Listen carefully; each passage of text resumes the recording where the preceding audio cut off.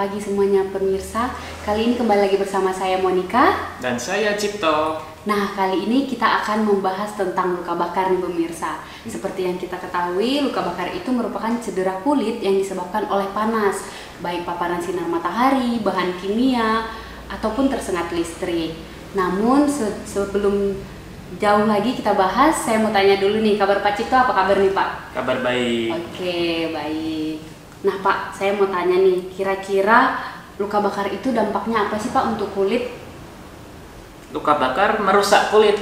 Ya namanya luka ya, luka pasti merusak jaringan, yang terutama jaringan kulit, tergantung tingkat keparahannya.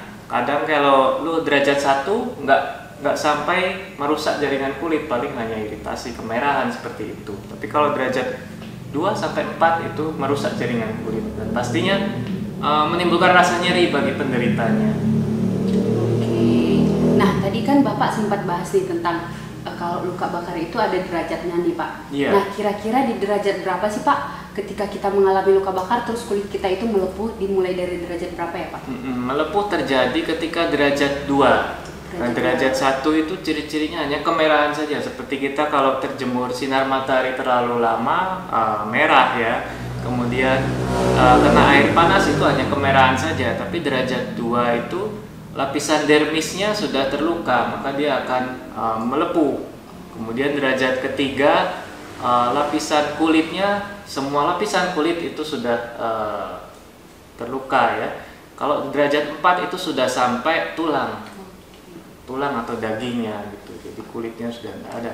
Oke pemirsa, nah ternyata luka bakar itu memiliki 4 derajat, dimulai dari derajat 1, 2, 3, dan 4. Tapi untuk luka yang melepuh itu ada di derajat 2 ya Pak? Oke, kira-kira itu lepuhannya itu disebabkan oleh apa ya Pak? Nah, seperti yang kita ketahui bahwa sel itu dalamnya ada cairan sel. Nah, ketika sel kulit itu rusak, maka dia akan mengeluarkan cairan sel tersebut. Dan fungsi cairan sel tersebut selain ada efek untuk antiinflamasi, juga bisa mendinginkan daerah yang kena luka bakar. Karena kita tahu kalau luka bakar itu panasnya tuh sebetulnya masih, walaupun kita sudah mencabut dari sumber panas, tapi masih terasa panas. Nah, perlindungan tubuh manusia pertama mengeluarkan cairan itu untuk mendinginkan, sekalipun itu merupakan tanda bahwa jaringan kulit ada yang mati seperti itu.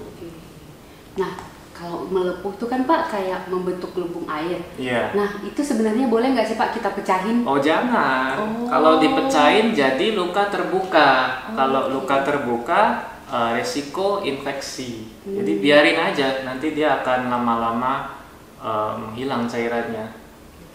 Nah pemirsa, kalau kulit kalian mengalami lepuhan setelah terkena luka bakar itu nggak boleh dipecahin ya. Nah tadi Bapak bahas infeksi nih Pak. Kira-kira selain karena tadi lepuhannya dipecahin, itu penyebab infeksinya apalagi ya Pak? Ya karena ada kuman yang masuk ke luka yang terbuka. Jadi mulai derajat 2 yang pecah lepuhannya, kemudian derajat 3, derajat 4 itu beresiko infeksi. Makanya harus ada pertolongan pertama. Nah, mengenai pertolongan pertama, boleh nih Pak dikasih tipsnya buat pemirsa di rumah, apa sih yang perlu dilakukan untuk pertolongan pertama ketika mengalami luka bakar? Kadang-kadang kalau ibu-ibu nih umumnya begitu kena luka bakar terciprat minyak goreng, pakainya odol. Iya, bahkan benar. ada yang pakai apa? Pakai minyak gorengnya malah. Yang paling baik itu langsung pakai air mengalir, pakai air keran aja, langsung dibilas sampai dingin sendiri. Karena tadi kalau meskipun sumber panasnya sudah tidak mengenai kulit, tapi masih terjadi panas yang menyebar. Semakin lama dibiarkan, yang tadinya tidak melepuh bisa jadi malah melepuh.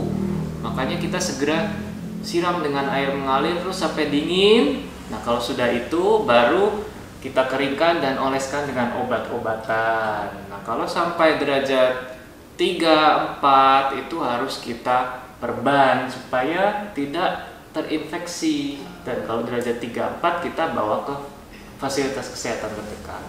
Oke, nah pemirsa sekarang udah tahu ya, kalau kalian itu terkena luka bakar nggak boleh lagi dioles sama odol dan minyak gorengnya Pak. Iya.